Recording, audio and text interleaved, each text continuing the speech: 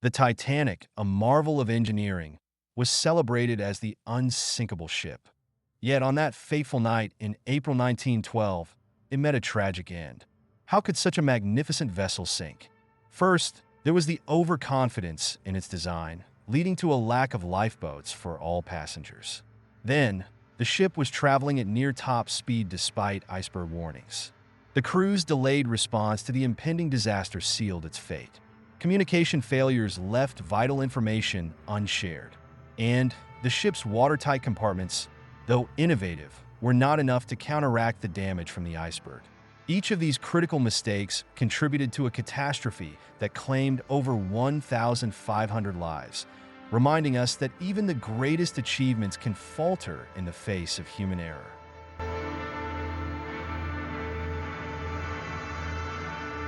Our first mistake takes us to the mindset behind the construction and launch of the Titanic. The Titanic was part of a fierce competition between two rival shipping companies, the White Star Line and Cunard. White Star Line, which owned the Titanic, was determined to beat Cunard's new ships, the Lusitania and the Mauretania, both of which were faster and had already set transatlantic speed records. This intense rivalry put immense pressure on White Star Line and Titanic's creators to make their ship not just bigger, but to get it out to sea as quickly as possible. Titanic's construction was rushed, and with so much focus on opulence and grandeur, other aspects, such as safety, were not given the attention they needed. This rush to set sail was a key mistake that would later contribute to the disaster.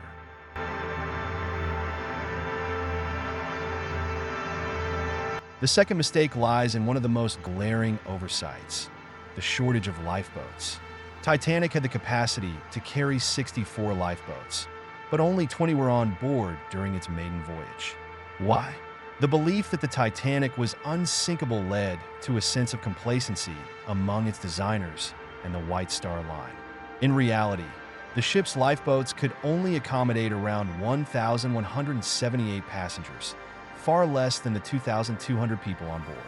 Shockingly, even the lifeboats that were present were not filled to capacity during the evacuation, with many launched only half full in the chaos of the sinking. This was a disaster waiting to happen. Had there been enough lifeboats and more orderly evacuation, many more lives could have been saved.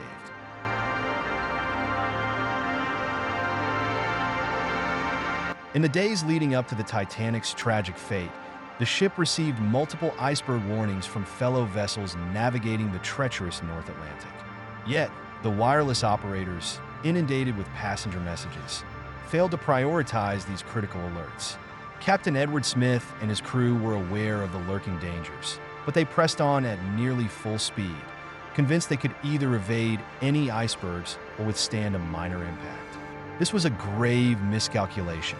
On the night of April 14th, 1912, just minutes before disaster struck, Titanic received its final iceberg warning at 11:40 p.m. Ignored, it sealed the ship's fate, transforming a night of luxury into one of unimaginable tragedy. The gamble of ignoring those warnings cost over 1,000 lives, a stark reminder of the perils of hubris in the face of nature's might.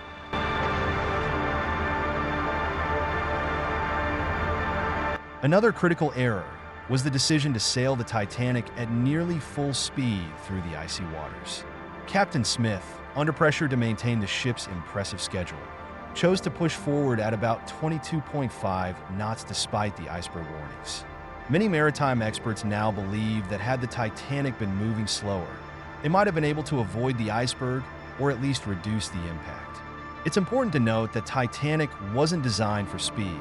It was designed for luxury and size. Still, the push to maintain its timeline contributed to the deadly collision. The sheer speed meant that by the time the iceberg was spotted, there was no time to take proper evasive action.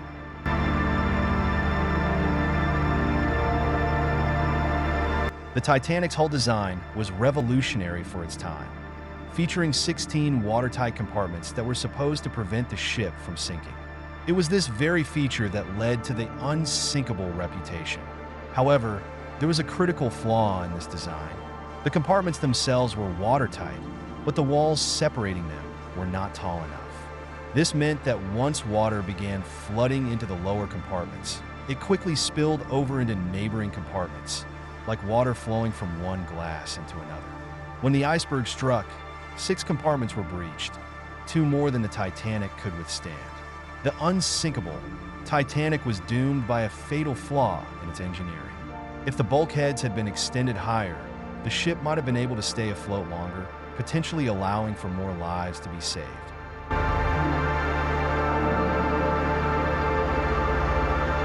The final mistake that compounded the disaster was the chaotic evacuation. The Titanic's crew had not conducted proper lifeboat drills, which could have saved precious time during the emergency. Passengers, particularly those in third class, were left confused about where to go, and the crew was ill-prepared to handle the panic that ensued. Adding to the confusion was the class division on board. First-class passengers had much easier access to lifeboats, while many third-class passengers were trapped below decks due to locked gates intended to prevent them from mixing with higher classes. This decision, driven by the social norms of the time, cost many lives. As lifeboats were launched, many were sent off half-empty due to fear of overcrowding or confusion about the ship's condition. The lack of urgency among some of the officers also delayed the process. In the end, many more lives could have been saved if the evacuation had been better managed.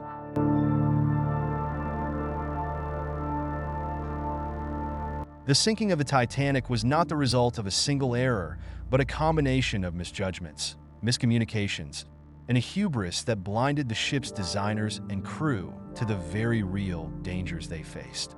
From the shortage of lifeboats to the rushed construction and the mishandling of iceberg warnings, the Titanic's fate was sealed long before it struck the iceberg. But despite the tragedy, the lessons learned from the Titanic's sinking have had a profound impact on maritime safety. New regulations were introduced, including lifeboat requirements for all passengers and crew, improved iceberg monitoring, and more rigorous safety drills. While the Titanic may now rest on the ocean floor, its story continues to resonate over a century later, serving as a powerful reminder of the fragility of human ambition and the importance of vigilance in the face of nature's dangers.